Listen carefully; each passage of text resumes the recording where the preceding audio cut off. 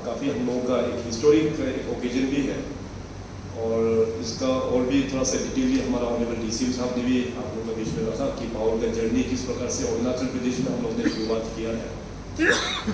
Data के मुताबिक अरुणाचल में जो पोटेंशियल है ऑलरेडी आप सबको पता है कि हम लोग 1/3 ऑफ द कंट्रीज कैपेसिटी हम लोग होल्ड कर रहे हैं।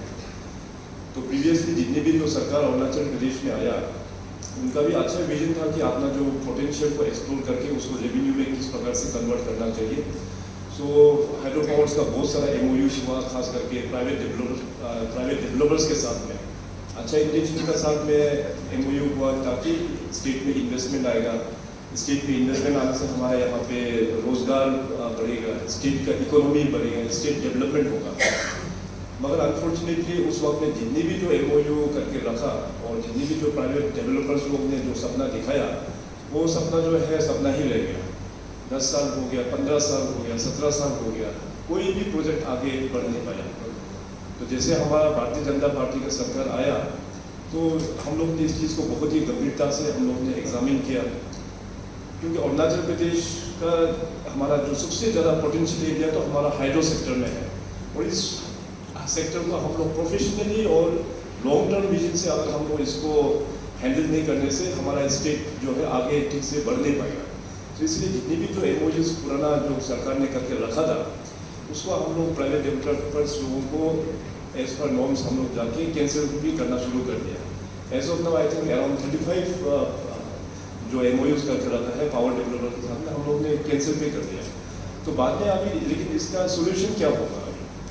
तो honourable prime minister Narendra Modi साहब जो भी हमारा राज्य में आया कुल मिला के 5-6 बार वो यहाँ पे आ चुका है, तो हमेशा उनके स्पीच में हाइड्रो पावर के बारे में उन्होंने जिक्र किया और उन्होंने एग्जाम्पल भी बताया। हमारा जो पड़ोसी जो देश है भूटान, आज देखिए वहाँ पे जो ग्रोथ हो रहा है, हाइड्रो पावर जो मेजर कंट्रीब्यूटर है। तो पीएम साहब ने पूरे जनता को भी गाइड किया कि आपका एरिया में हाइड्रो पावर का बहुत पोटेंशियल है, देश का सबसे बड़ा कैपेसिटी यहाँ पे बन सकता है। सो अकॉर्डिंगली हम लोग ने फिर इसको भारत सरकार में हम लोग ने लेके गया, माननीय प्रधानमंत्री जी का साथ में बैठक हुआ और खास करके हमारा बहुत ही यशस्वी power minister Shri R K. Singh साहब के साथ में हम लोग बातचीत किया। तो जैसे आर.के. सिंह साहब को हम लोग ने इस प्रकार का जो डेवलपमेंट है उनको बताया, तो तब से आर.के. सिंह साहब ने हम लोगों को रास्ता दिखाया कि अरुणाचल प्रदेश को किस प्रकार से पावर को हार्नेस करना चाहिए। उन्होंने एडवाइस किया कि पावर डेवलपर्स जो प्राइवेट कंपनीज होते हैं आज के दिन में वो लोग उतना सीरियस नहीं होता है, खो नहीं पाएगा। वाकई में अगर अरुणाचल प्रदेश को पावर चाहिए तो पीएसयू लोगों को हम लोगों को लूप में लेके आना जरूरी है। अकॉर्डिंगली हमारा जितनी भी जो बेसिक है अकॉर्डिंगली गवर्नमेंट ऑफ इंडिया का साथ में बैठ के बेसिक वाइज हम लोग ने आइडेंटिफाई करके डिस्ट्रीब्यूट किया है। और जो आज 12 एमओयूज जो आज थोड़ी देर बाद साइन होंगे, इसमें ऑलरेडी पालीवाल साहब ने डिटेली ने बता दिया कि ईच चीज कैपेसिटी क्या क्या रहेंगे। कुल मिला के 11,523 मेगावाट का आज यहाँ पे साइन होगा और हम पूरा उम्मीद करेंगे, क्योंकि ये लोग वेरियस एडवांस स्टेजेस में है, बहुत ही एडवांस स्टेजेस में है कोई प्रोजेक्ट। तो काम भी हम लोग बहुत जल्दी हम लोग DPR जल्दी बना के काम में जल्दी हम लोग शुरुआत कर पाएगा। इस हिस्टोरिक डे आज का जो तारीख वो हमेशा हम लोग याद करेंगे। हाइड्रो पावर सेक्टर किस प्रकार से अरुणाचल में जनरेशन हुआ, तो भविष्य में जो भी चर्चा होंगी तो इस डे का जरूर आने वाला जो पीढ़ी है हमेशा याद करेंगे।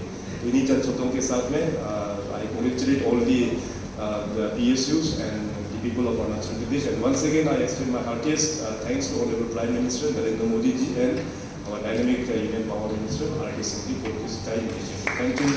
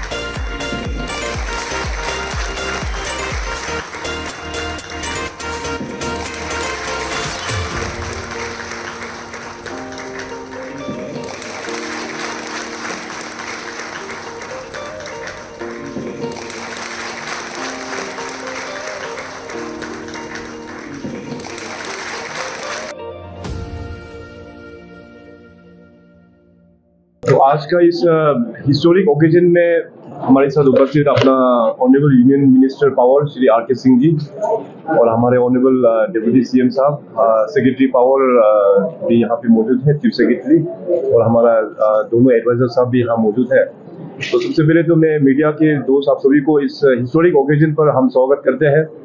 आज के इस MOA साइनिंग में हम सब लोग ने विटनेस किया कि कुल मिला के वी हैव साइन 12 MOAs का यहाँ पे साइन हुआ है और कुल मिला के 1523 मेगावाट का फुल कैपेसिटी में यहाँ पे साइन हुआ है।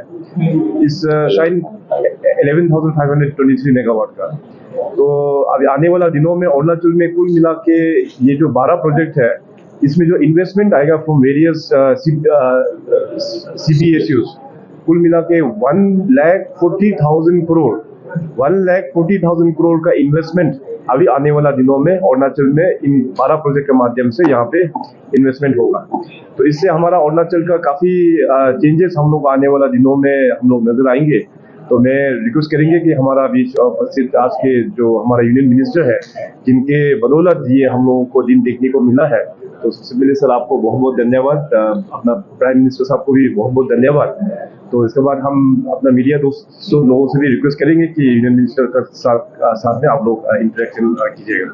ये हमको लगता है कि देश के विभिन्न राज्यों में जो अभी हाल के वर्षों में निवेश हुआ है, उसमें करीब करीब सबसे बड़ा निवेश होगा या सबसे बड़ा के आसपास निवेश होगा। 1,40,000 करोड़ का निवेश बहुत बड़ा निवेश होता है।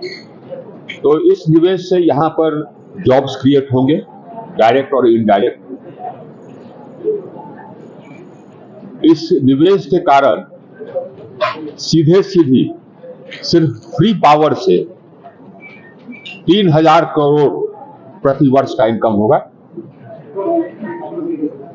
और जो इसमें उनकी भागीदारी रहेगी उससे करीब 6,000 करोड़ का इनकम, कुल मिला के 10,000 करोड़ प्रति वर्ष का इनकम राज्य सरकार को होगा।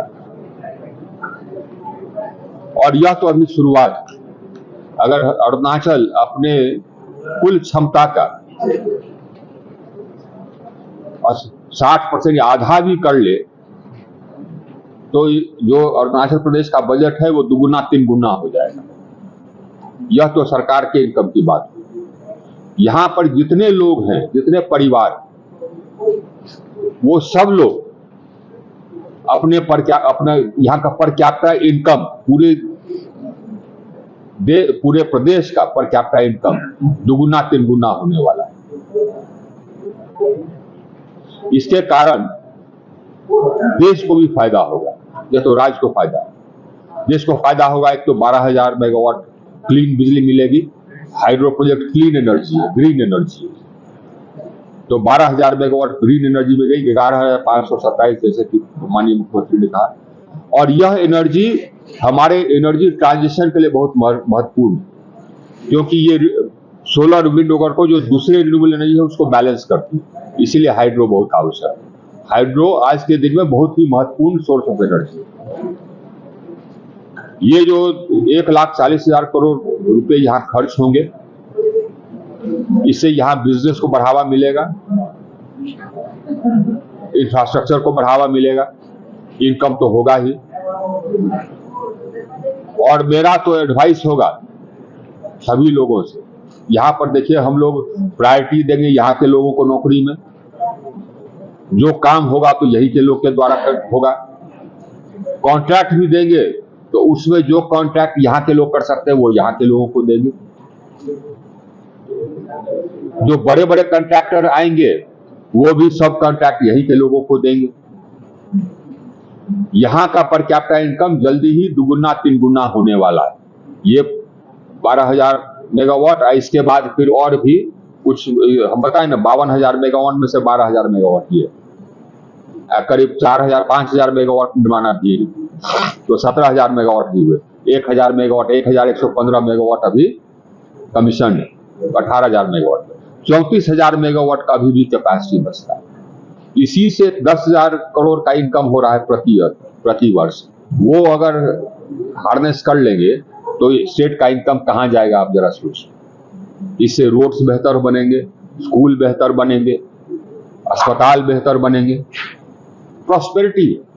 कुल मिलाकर के मेरा तो मानना है कि अरुणाचल प्रदेश अपने हाइड्रो क्षमता का ही उपयोग कर ले तो यह देश का सबसे अमीर प्रांत हो सकता है। यह इसका फ्यूचर, यह इसका पोटेंशियल। मैं तो अप्रिशिएट करना चाहूंगा कि मैं माननीय मुख्यमंत्री जी के और माननीय मुख्यमंत्री जी के फोरसाइटेडनेस और विजन के लिए बधाई देता हूं। अब उन्हीं के कारण यह संभव है। देश को और प्रदेश को जो नेचुरल रिसोर्सेज हैं तो पहले से रहते हैं, लेकिन उसका उपयोग करने के लिए जो विजन चाहिए वो यहाँ के लीडरशिप में है।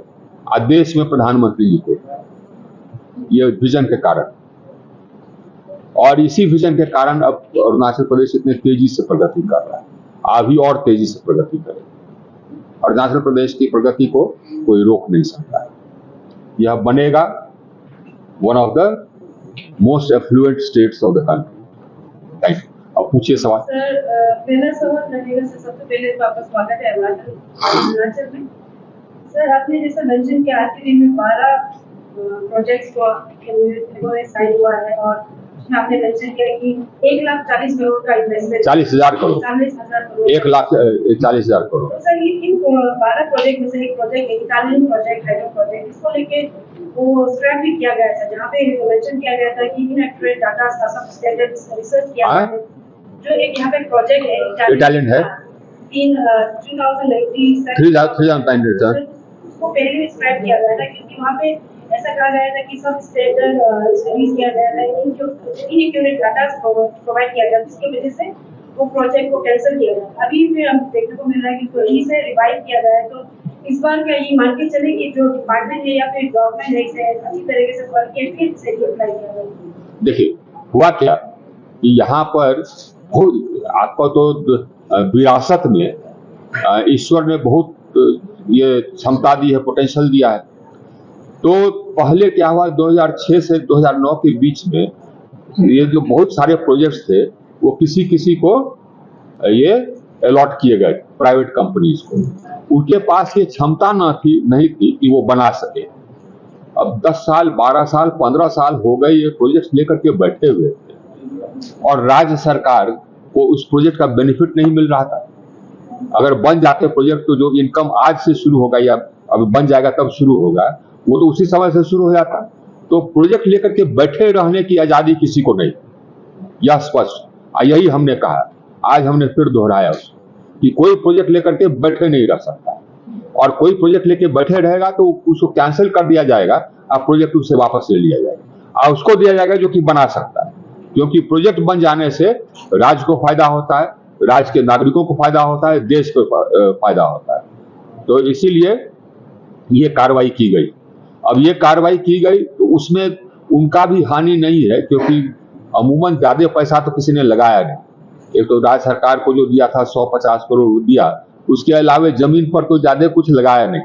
लेकिन जो भी उन्होंने राज्य सरकार को पैसा दिया या कुछ भी खर्च हुआ हो, वो उनको वापस दिया जाए, तो वो भी खुशी खुशी जा रहे, नहीं तो वो उनका पैसा भी डूब जाता, तो डूबा ही हुआ। तो सर और राज्य के फायदा हो गया, देश को फायदा हो गया कि प्रोजेक्ट अब चल पड़ेगा। इसी सिलसिले में जैसे आपने कहा कि 2006-07 में जब 2006-07 में जब एग्रीमेंट हुआ था तो सरकार शायद केयरफुल नहीं था होगा शायद।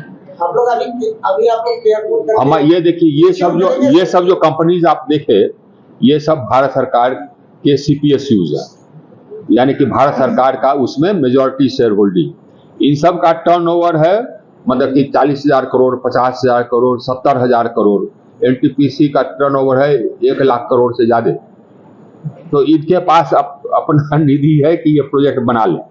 इसके लिए बड़ी कंपनी चाहिए जिसके पास निधि हो, क्योंकि इसमें पूंजी बहुत लगता है। 12 करोड़ 11 करोड़ 12 करोड़ प्रति मेगावाट, 1000 मेगावाट का मतलब है 11,000 करोड़ 12,000 करोड़। बनने में 6 साल 7 साल टाइम लगता है, बनने के बाद फिर इनकम शुरू होता है, और वो भी कम, क्योंकि लोन का रिपेमेंट करना होता है। लोन का रिपेमेंट लगता है 12 साल। तो जिसके पास जो कंपनी मजबूत नहीं है, हाइड्रो प्रोजेक्ट नहीं बना सकती। सर लोगों का डिस्प्लेसमेंट होगा सर, और प्रोजेक्ट जब एक बात और है कि जहाँ कहीं हाँ, क्योंकि बहुत अच्छा चीज है, लोगों का विकास होगा। प्रधानमंत्री जी भी अरुणाचल जब आए थे, डिस्प्लेसमेंट की बात आप कर रहे हाँ सर, प्रधानमंत्री जी भी अरुणाचल आए थे, बोले थे पहाड़ की जवानी, नदी का पानी काम नहीं आता है जब तक इस्तेमाल नहीं किया जाता है। तो अभी इस्तेमाल करने का आप लोग कोशिश कर रहे हैं सर। क्या इंश्योर करेंगे कि जो लोगों का डिस्प्लेसमेंट होगा और प्रोजेक्ट असेसमेंट में जो कमियां आएगी उसको कैसे करके आप? वही मैं आपको जवाब दे रहा था। आप जा करके देखिए, जहाँ कहीं भी हमने हाइड्रो प्रोजेक्ट बनाया है, वहाँ के लोग का जितना इनकम पहले था उससे आज दुगुना हो गया है। जो उनका रहन सहन पहले था आज उससे बेहतर हो गया है। जहाँ कहीं भी हमने प्रोजेक्ट बनाया है वहाँ के लोग अमीर हो गए। अभी जाके टेहरी जाकर के दिखाइए, जहाँ भी प्रोजेक्ट बनाया है उसमें इतना कॉम्पनसेशन हम दे देते हैं कि वहाँ का आदमी अमीर हो जाता है। अब तो लोग विभिन्न जगहों पर कहते हैं कि आइए हमारे यहाँ प्रोजेक्ट बनाए, क्योंकि हम जो जमीन का है उसका बहुत पैसा दे देते हैं, और उसके बाद कुछ मकान जो कर रहा है उसका भी बहुत पैसा दे देते हैं।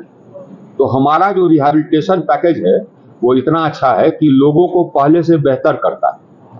सर सवाल रहेगा दिबांग मल्टीपर्पज प्रोजेक्ट को लेकर, जिसको लेकर आज के दिन 12 घंटा का बंद कॉल किया हुआ वहाँ पे सर। लेकिन मेरा सवाल रहेगा कि वहाँ पे जब 880 मेगावाट का हुआ था उस समय को भी इतना मल्टीपर्पज प्रोजेक्ट था, लेकिन उसमें ओवरलुक किया गया था फॉरेस्ट राइट्स जो एक्ट होता है 2006 का, उसको फॉरेस्ट क्लियरेंस नहीं करके काम शुरू कर दिया गया। इसको लेकर बहुत लोग डिसअपॉइंटेड है, स्पेशली वहाँ के लोग।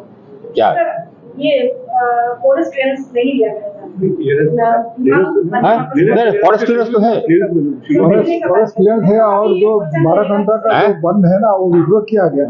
12 घंटा का जो बंद कल विड्रॉ किया गया नहीं है 12 घंटा। सर लेकिन मेरा सवाल ये रहेगा क्योंकि 12 प्रोजेक्ट्स है, क्योंकि अच्छी बात भी ये चीज जैसे आपने कहा, लेकिन सर मेरा सवाल रहेगा कि ये 12 जो प्रोजेक्ट्स है उनकी फॉरेस्ट क्लियरेंस सर्टिफिकेट हो चुका है, जो बिना फॉरेस्ट क्लियरेंस का हमारा तो काम, हाँ, बिना फॉरेस्ट क्लियरेंस का तो हमारा काम शुरू ही नहीं होता। सर ये कानून का जो अफेक्टेड लोग होंगे, पहाड़ी क्षेत्र में रहते हैं, दुर्गम इलाका है, उन लोगों को क्या मैसेज देंगे? क्योंकि आप दोबारा तो रहेंगे नहीं समझाने के लिए, तो एक बार बता दीजिए कि उनको। देखिए मैं यही कहता हूँ कि जो भी प्रोजेक्ट अफेक्टेड होगा, जो भी प्रोजेक्ट अफेक्टेड होगा उसको इतना कॉम्पनसेशन दिया जाएगा कि पहले से ज्यादा खुशहाल होगा।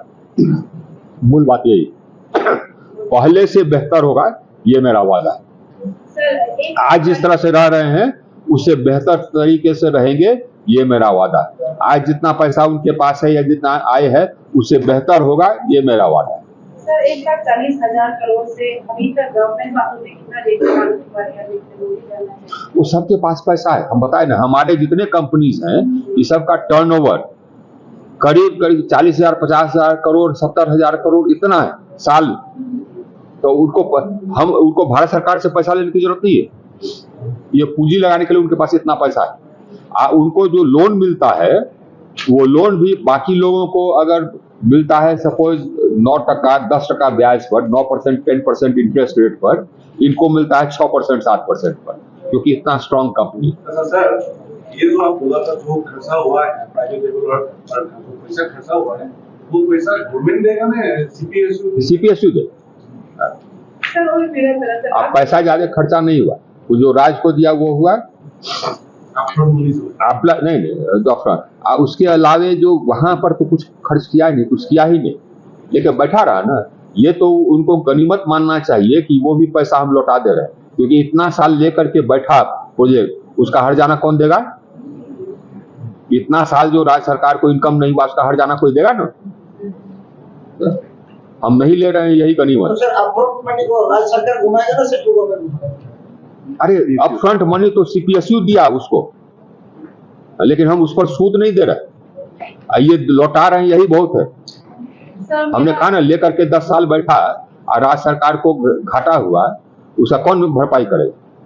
सर मेरा आखिरी सवाल है, सर आपने मेंशन किया है कि 1,50,000 मेगावाट इंडिया में हमारे बड़े सर ने मेंशन किया था, जिसमें से 50,000 अरुणाचल की तरफ, 1/3 पूरे अरुणाचल से आता है। तो सर आपसे हम जानना चाहेंगे, आपने स्पीच में मेंशन किया तो क्लियरिटी चाहूंगी कि अरुणाचल के लोगों को कितना % फ्री इलेक्ट्रिसिटी मिलेगा या फिर सब्सिडी आपकी तरफ से, गवर्नमेंट की तरफ से, वो जानना चाहेंगे। हाँ, देखिए, कुल मिला करके फ्री इलेक्ट्रिसिटी का प्रावधान है 12%, है ना? वो उसका वैल्यू जोड़ लीजिए तो 3,000 करोड़ आता है प्रति वर्ष। सोचिए, सिर्फ उसी से 1% local area plus local area को 1% बिजली जाता है। कल प्रेस क्लब में बहुत सारे एसोसिएशन आए थे क्या अनहैप्पीनेस क्या है कारण? हाँ?